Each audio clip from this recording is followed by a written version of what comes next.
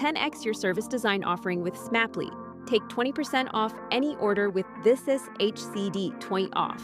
Let's superpower you and your design team's potential. Sign up at smaply.app. Enjoy the episode from your friends at Smaply, helping support This Is HCD podcast.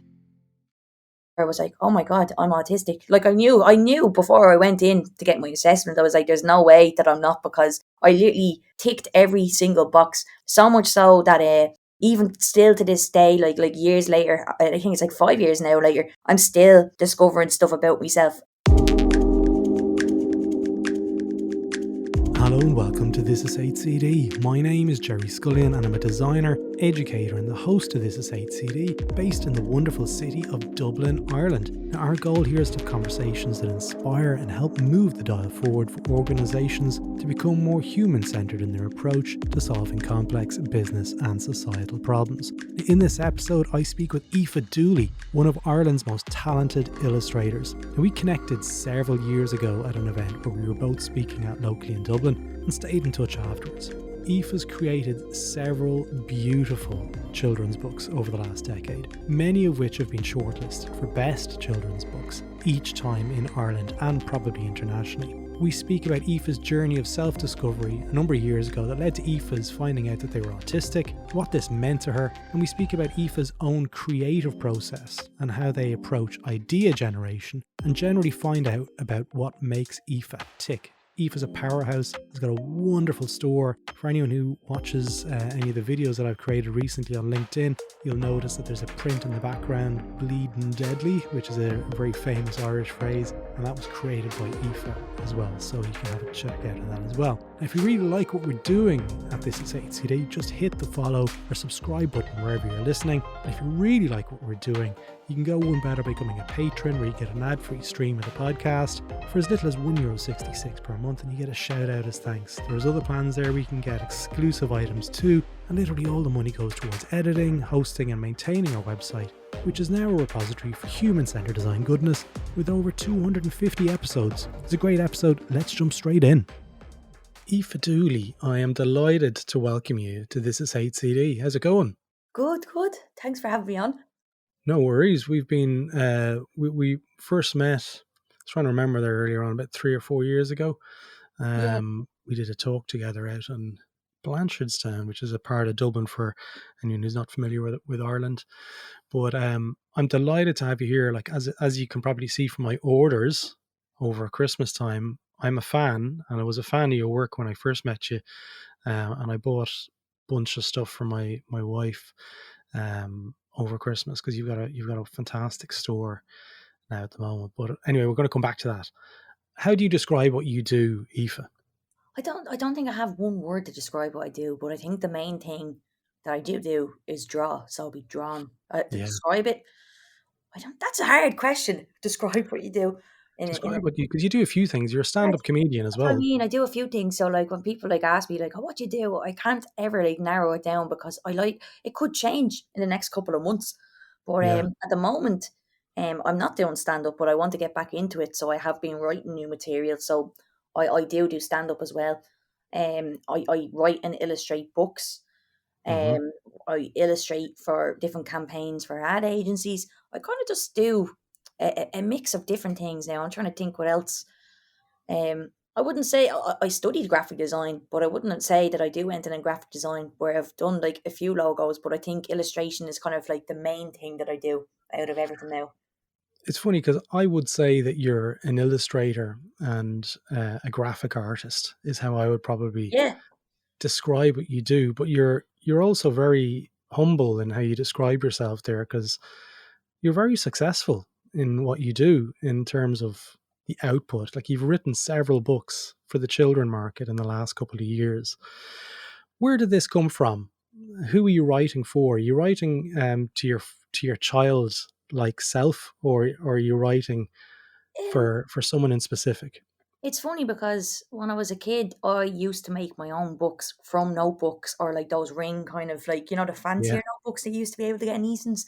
I used to get kind of like notebooks like that and make my own books, whether it was like illustrations or collages, or I used to just write my own stories and drawings to go with them.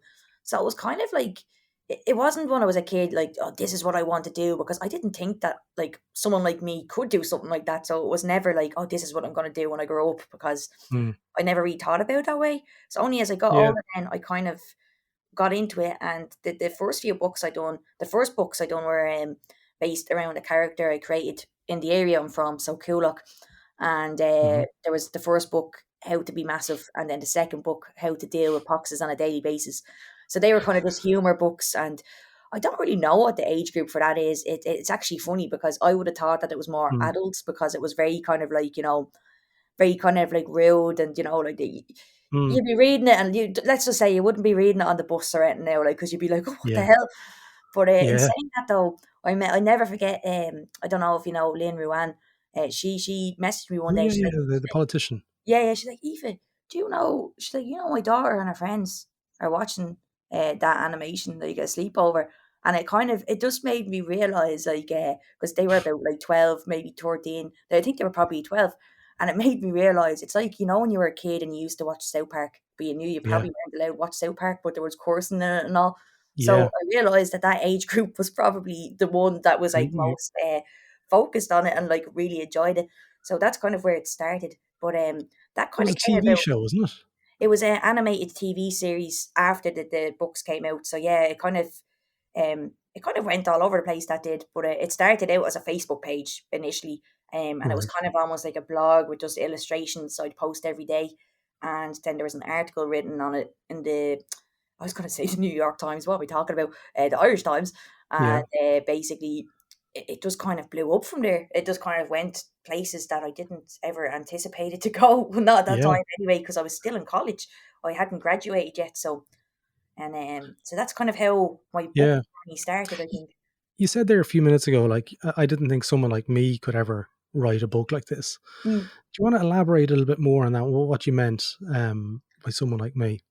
Well, I suppose when I was in school, I wasn't really kind of at that age. Like I didn't have a lot of confidence, and I didn't have a lot of confidence because a lot of the adults around me didn't Mm. understand me, and they just kind of put me down as being stupid, or I was a bit slow because I couldn't keep up with the class. So I think when you're Mm. younger, you kind of internalize that, because you're not like stupid. You know what the adults are saying, or what they're trying to say, or like what other kids in your class are saying. So I just never thought that I would be able to do something like that, because I wasn't good at writing, I wasn't good at spelling, or I wasn't kind of, do you know, that kind of way.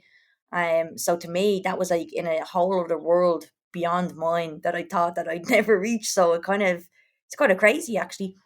But Yeah, it's kind of. I've yeah, heard that story from many people who they were, extremely talented in a certain area, and schooling just wasn't able to cope with it because you were playing outside of the lines probably a little bit, and yeah, metaphorically speaking as well, when you're an illustrator. So what do you feel the fact that, or did the fact that schooling wasn't able to direct you actually contributed to your success? Did it give a fire inside you to prove them wrong? How did you handle that? no, it's really funny. So Hmm. it wasn't to prove my school wrong or my teachers wrong. I don't think that fire actually lit up inside. Like I always had those talents there, where I love to draw, where I love to write, and they were always there. And I done like 3 years in Aoife Dooley, and I was kind of halfway through my degree in DIT at the time. I think it's called TU Dublin now, but it was DIT when I was there.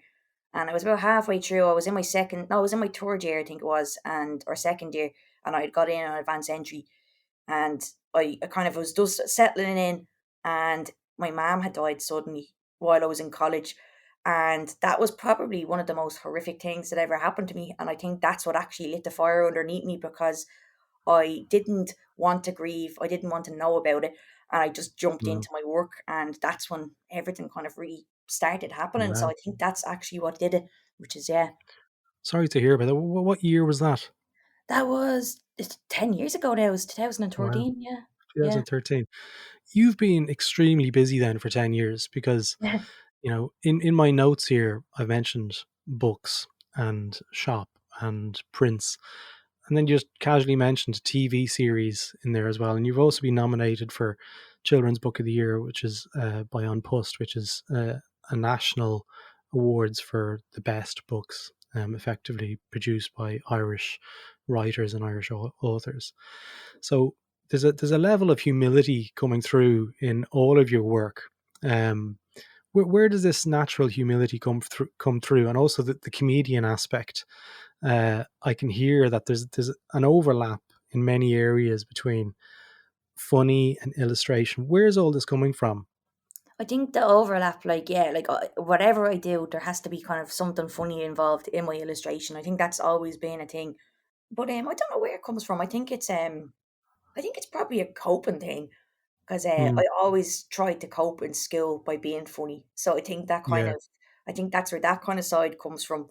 yeah, And then also, I think then the illustration is like kind of it's soothing for me. So when I put the two together, they're kind of like it's like the ultimate like relaxation time. I think it's just kind of yeah, yeah, if that makes sense. yeah. Can we talk about your process a little bit? Mm. So you're writing comedy at the moment. Does the comedy feed the illustration, or does the illustration feed the comedy, or do the two go hand in hand, or are they separate?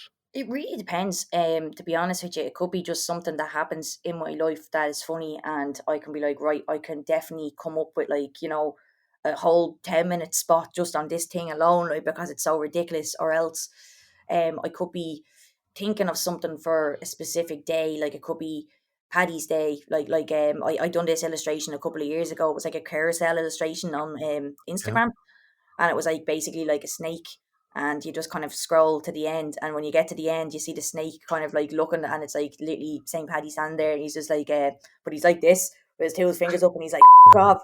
So like you have to scroll to the end. So I don't know where it comes from. I kind of just think about, well, where is it going to go, where is it going to live, what's Mm, what are people going to like, how are people going to interact with it, because I like people to yeah. interact with my stuff as well, because I like it to be fun like that, because Mm, I enjoyed stuff like that growing up. Like, so I liked like Where's Wally, and I loved all those books where you were yeah. interacting with it, trying to find something or do something. So I kind of like to do that in my own work as well.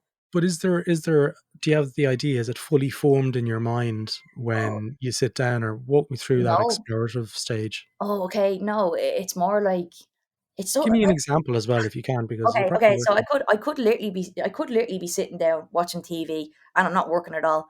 And I'll be sitting there beside Carl, who's my partner, and I'll literally go, "Oh," and he's like, "What?" And I was like, "I have to go." And I'll literally go, and I'll have this idea, and I'll write it down, and I'll come up with Wow. something. I could be just sitting here. Like yesterday, I can't really tell you this now because I don't want it in the podcast, because it's actually a very, very fresh idea, which I think is good. But I'll be Okay. sitting there, and I'll be like, oh, yeah, that's a good idea. And I'll record myself the idea, either record it so I'm saying it, or else I'll write it down. But I think when I record it, I see it on my phone, so I'm more inclined to actually work on that idea rather than Yeah. if I write it in a notebook. But it could be I'm just sitting there. Like but then also it could be inspired by certain things. Like so your one Nikita was inspired of the area I'm from, the people I know, family, friends. So that was kind of, all based around like people I knew and what Mm, life was like in Coolock. So that was kind of, do you know what I mean? But yeah. I'm trying to think now. But sometimes it just kind of it will just kind of pop into my head, and I'll have to stop whatever I'm doing. It doesn't Mm. matter if I'm having a lunch with you, I'm gone, because So yeah, it's like a fire absolutely. kind of, or like a spark where you're like, oh, I have to work on that straight away. But the experimental piece of, you might start down to write it, or you might start to draw it. What does that look like in terms of your creative process? Does it happen? I suppose, how long is a piece of string? Um, would it typically happen where you have an idea and you sketch it out? Like, walk me through what actual behaviors you're doing to sort of So flesh out. I'd get the idea in my head, Mm, and then I'd get like either my tablet and or I'd work on my laptop, and I'd start kind of doing like a rough sketch of like what yeah. I'm working on. If it's for social media, like obviously I'll work it up into that size, like that kind of Mm, thing. Make sure everything's set, ready to go, and I'll just spend like a couple of like I'll spend a couple of hours like drawing something, yeah. and that doesn't mean that it's the finished piece. It could be just like roughly what I want it to look like, and Yeah. then I start it. But then sometimes, if I'm really excited about something, I will just jump straight in right away and do the finished piece, because Yeah. sometimes I can actually see it like really clearly in my head, and I'm like, okay, and it's like I'm almost copying the image from my head onto the paper then. So Yeah.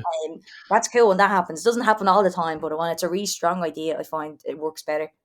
It sounds like the musical process of songwriting. It sounds very similar. And I know your partner, Carl, we've actually met many times over the years, which is just pure coincidence, folks. This is Yeah, what it's like exactly. living in Ireland. Carl emailed me one day and I'm like, are you the same Carl? Oh my God, I didn't know you guys were together. That's amazing. Um, Carl probably, still writes. I see there's a guitar in the background there as well. So there's probably a little bit of a similar process between the way Carl approaches things and the way you approaches things. So is there a crossover between music and how has Carl influenced you in your process? I actually Feel think free that to say none. yes. Well, funny that you say, because right, I actually think that the music helped me to write. I think that's where I really for like I didn't really start writing loads and loads of stories when I was younger. That kind of came, I'd say. I did write a few stories, but the thing that I was writing the most was lyrics and music, because I used to play music as well, and Yeah. I used to play guitar. I can still play, and Carl, I freaked Carl out actually there about a year or two ago. I said to him, I said, I hadn't played in 14 years, hadn't picked up a guitar. And I was like, oh, I can tune that by ear. And he was like, what? Because he was using a tuner. And I was like, Yeah. yeah.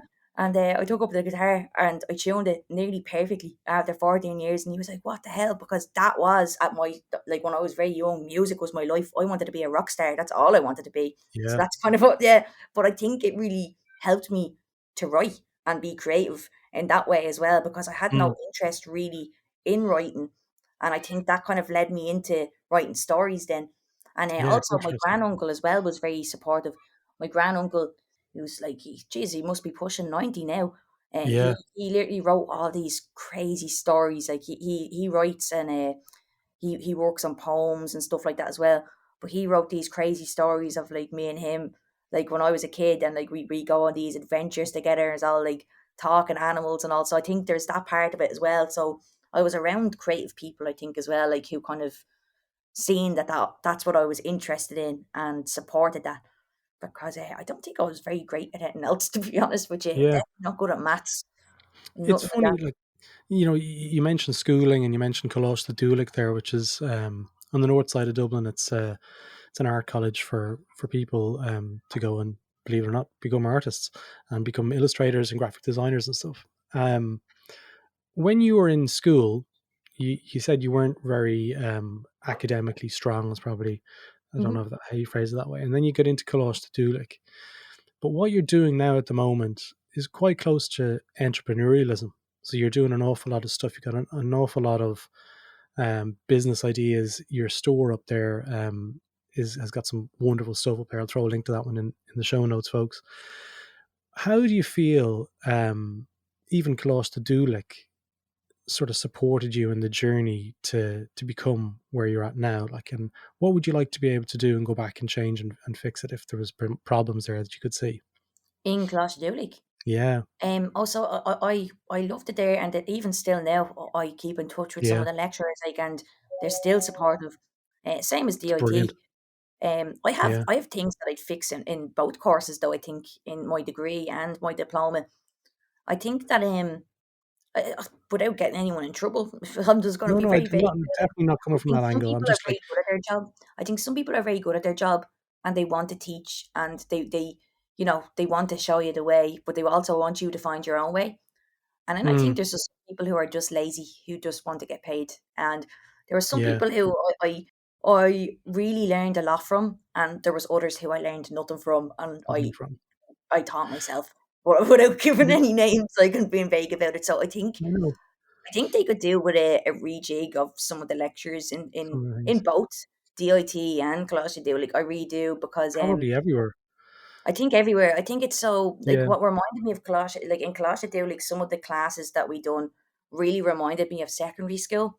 And that's okay if you're doing like a portfolio course or something like that. So you want to try Mm, a bit of everything.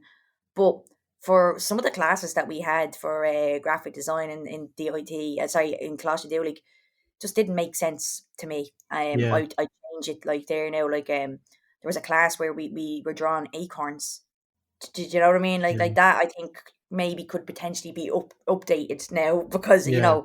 it's a different world, that kind of thing. I think they're the main things. I think it's the same with most Yeah. colleges though. Like, It's the same at most places, and I'm hearing that internationally as well. Like so, but in terms of you're very popular on Instagram. You learned how to market yourself. You've learned how to launch a business. Using the web to launch your business. We don't have a physical store. Learning about how to set up shipping. All of these different things that are required to be successful. So it's very like you're a self starter. We've learned that the death of your mum probably sort of lit a fire and led you to have more confidence and so forth. But in terms of those skills, where did you learn them? Was there something else, or did you learn on the job? what skills specifically now? Like The the like marketing setting. and the sales and setting Um, the website up. do you know They're all what? things that It just kind of, I think everything, it just kind of happened naturally in a way, like because there was no kind of secret to it. Like so, when I mm, was in DIT, I left college then after I graduated, and then everyone was getting kind of like graphic design internships or advertising internships, and I yeah, was getting no internships because I wanted to be an illustrator, and I was so headstrong on it, and I could see my nana, like she was squirming, going, "Would you not get a job now, a real job?" Like she was sweating, like thinking, like, "What are you doing with your life?" Like kind of thing. And then before I even graduated, I got my first 2 book deal, so that kind of gave me the confidence to wow, continue in that. But with posting online, it was really just like for fun. It was really just for fun, and I think I got like so addicted to like people share my stuff and it going viral. Like um it really was like a drug in a way and a really big distraction after my mom. So I think I really got yeah, so like I was like the way TikTokers are today, where they're posting 4 videos a day and getting the content out.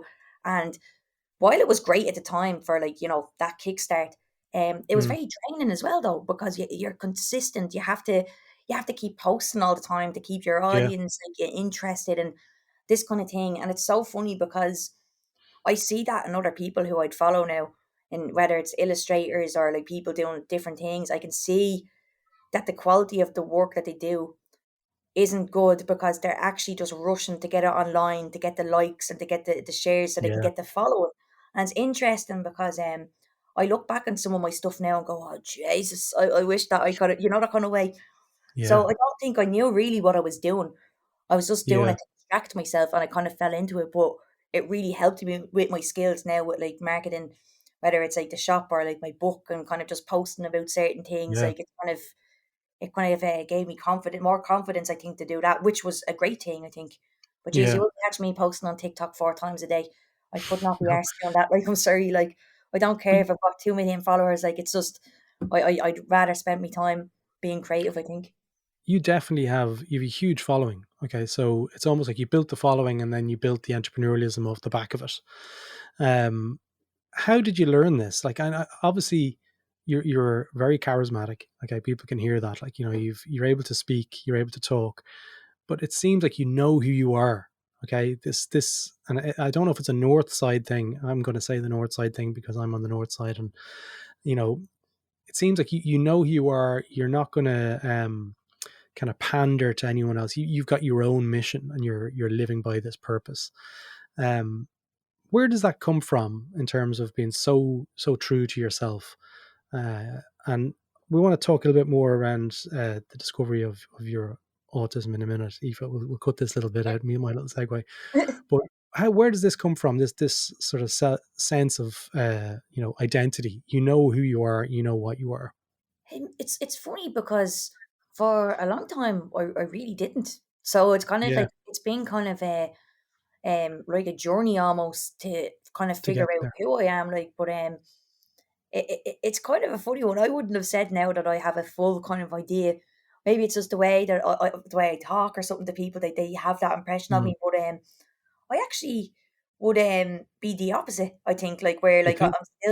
I'm still kind of finding out who I am. Yeah, But maybe that's more on a personal level. But illustration wise and stuff, I've definitely figured out that's my what I'm. style and I've that kind of stuff. And it's funny because I wear all black most of the time. I'm like, I'm Yeah. still a goth. I'm still the way I was when I was 15. But my work is so colourful. So it's kind Yeah. of like I know what I want in my work, but and that I think I like working with 2 to 3 colours as well. Like that's kind of like I like the way things pop. So it's kind of Yeah. I have that kind of part figured out, but like I guess that's kind of what I'm referring to. Like that but you I can think see there's an arc. I think the personal comes in with that though as well, because I think when you're doing well personally and you have your shit together personally, everything else kind of falls into place in a way as well. And I feel like that's how Frankie's World kind of worked out. Like Yeah. I've never worked on a graphic novel before in my life. That was so scary. Like, but I think it worked well because at by that stage, I kind of felt like, no, I'm confident in myself now. Like I know who I am and this kind of thing. So it's funny how that can affect your creative process as well in your work. Yeah. Your latest book at the moment is called Finding Your Voice. Hmm. Um, Talk to me a little bit more around the origins of this. So finding your voice is, or finding my voice is the sequel to Frankie's World, which is a graphic novel based on an 11-year-old girl who feels a bit different to everyone else in our class, convinced that she's an alien, doesn't know why, and basically goes on a mission to try and find her dad because she thinks that he could be an alien too and that he might have the answers. So finding my voice is kind of the sequel where she's starting secondary school, and all this kind of came from because a couple of years ago I'm 30, I'm going 32 now in April. And when I was 27, I found out that I have ASD, so it's like autism spectrum disorder. Hmm. And that was, I'd like to say it was a shock because, well, it was a shock because I'd never thought about it before. Because in my head, I just thought autism was like, oh, that's young boys and, you know, they behave this way or, that kind of way. I almost had an image in my head of what autism was, but I didn't know fully what it was. Yeah. So, that was kind of interesting because I always felt like there was something, but I just never knew what it was because obviously, how could I? Like, I'm not a scientist or like a doctor, so I was never able to kind of pinpoint. And it was only for a friend said it to me, and he's like, you're kind of like me. And I was like, yeah, we are really like, aren't we? And he's like, I'm autistic. And he goes, I think you are too. And I literally turned around to him. I was like, F off, I'm not autistic. I know by now. I'm a 27-year-old woman. What are you talking about? And yeah, lo and behold, I was. How Uh, did you go through that? Walk me through that process, like, from it someone was playing with you, having a coffee to, well, he had said it to me initially, and I wasn't thinking too much about it because at that point I still knew nothing about autism. And he goes, "You should look into it." So I did. I looked into it, and I watched a documentary on Channel 4. It was called something like "So You Think You're Autistic," and I actually I met the 2 presenters of that show at a conference a couple of years later. Then, so that was kind of cool. But they had this documentary about like it was women on the spectrum, hmm, and then there was there was other like YouTube videos I watched where it was like autistic YouTubers where they were like going through like, well, this is what it was like for me in school and blah blah blah blah blah. And it just kind of got to the stage where I was like, oh my God, I'm autistic. Like I knew before I went in to get my assessment, I was like, there's no way that I'm not, because I literally ticked every single box. So much so that even still to this day, like years later, I think it's like 5 years now later, I'm still discovering stuff about myself. I gave a panel talk there last year, and I think it was NCI and DCU, and they were promoting this documentary that was made in Iceland. I'll get the name of the documentary for you now. hmm, I'll send it to you. But it was about all autistic women in Iceland, and there was a mother talking about her daughter, and she was talking about like how her daughter kept going to the toilet when she was in primary school. She kept going into the bathroom all the time. She kept needing to go to the bathroom all the time, and I was like, oh. And then she was like, and we had to take her to hospital because we didn't actually know. We thought there was something wrong with her hmm. kidney or bladder. And I was like, oh. And then she was like, it was actually just so she could get her own space. So I used to do the exact same thing. Right. I actually had to go to Temple Street Hospital to get like down there checked because I was going to the bathroom so much. But I didn't know why I was doing that, but I was going to get away from the noise. And it's only kind of now that Wow. I can kind of go, that's kind of so sometimes it's other people's experience and them sharing or being so open that kind of helps you to Yeah. understand yourself better too, especially with this stuff because there's so little known about it, I think, for women on the spectrum. Yeah. But it's really interesting though because it was such a relief to find out and made so much sense to find out because it just made sense of everything I do in my life and kind of Yeah. for things, not to be hard on myself, but also equally that it's okay to have a fridge full of those pepperoni pizzas. Like, it's okay to have that, like, So it kind of like, it's okay to play Pokemon. It's okay to, like, all these things that I do that I was like, geez, I'm not telling anyone I do any of these things. So it kind of helped me to be myself. And Yeah, now it I helps you kind be of just don't yourself. give, now I don't give a fuck. Like, I don't care what people think, because I just am who Absolutely. I am. And I think if I hadn't have got that diagnosis and really kind of figured that out, I think that I think that I don't know if I'd be here, because I think a lot of people it's hard being autistic and talking to Yeah. people, because some people are nice, but then some people look at you like you have two heads and you're after saying something wrong, and also you do kind of go in on yourself as well sometimes. So it's Mm, good to know that now, yeah. and to understand myself. It's like I have a toolkit now, like that's specifically for me, that I can Hmm. understand myself, where I didn't have that before. So that's the Yeah. easiest way to explain it, I think. And you've done an awful lot of work. You're speaking about your diagnosis. I know when we did that talk together, it was a really kind of moving part where you were talking about what this looked like and what it felt like, and you were very transparent. Is that something that's really important to you, to kind of shine a light on, getting diagnosed? Absolutely, and I get messages every day from people. People I know, people I don't, going, I think I am, I want to look into it. And I think it is important for everybody, like if they're struggling with their mental health, to kind of like, and I think it's so funny, I've talked to so many people and I find this really interesting. And I was the same as well. Like, oh, when I go to my doctor, I would have been like struggling with depression, and she would have been like, Hmm. now we're gonna put you on antidepressants, and I was like, no, no, no, no, and I didn't take them, because I knew deep down that there was something else alongside of that. There was something causing my depression that like just needed to be Hmm. seen. Like I just knew, I had a feeling, and you'd be surprised how many people say that to me now. Who would say that, go like they're kind of a bit like, oh, I don't know if that's 100% what it is, kind of thing.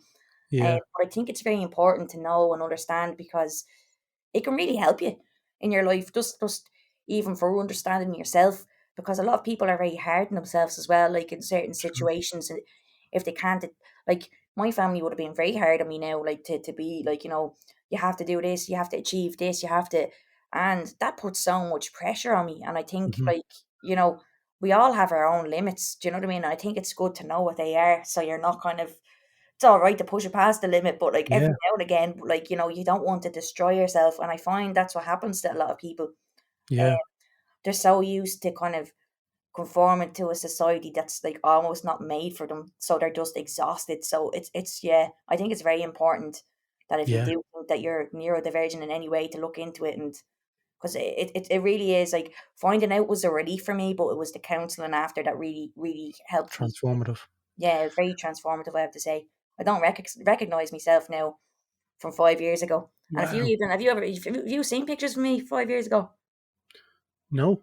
No. Yeah, I had probably about 3 4 stone on me 5 years ago. I'm a complete Really. different. Oh, I'll look. Let me see if I can find a picture. There's a gas picture of me online. Now I'm giving me secrets away, but there's a gas picture of me online, and I love whipping it up, because I look like someone's 40-year-old ma, and I'm only 23.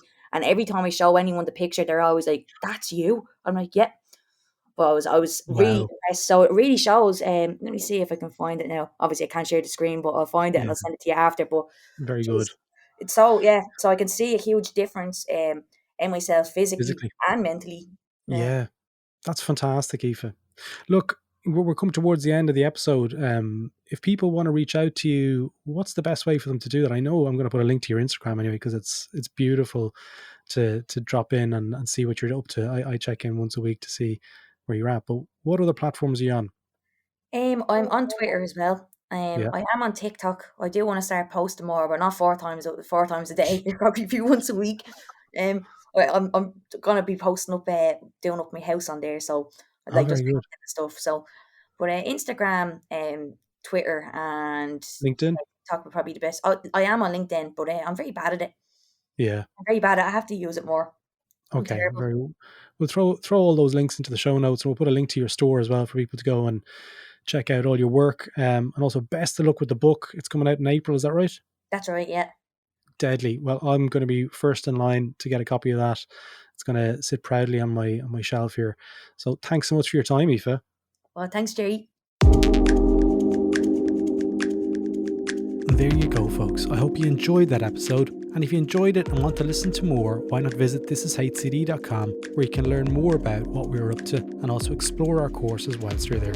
Thanks again for listening.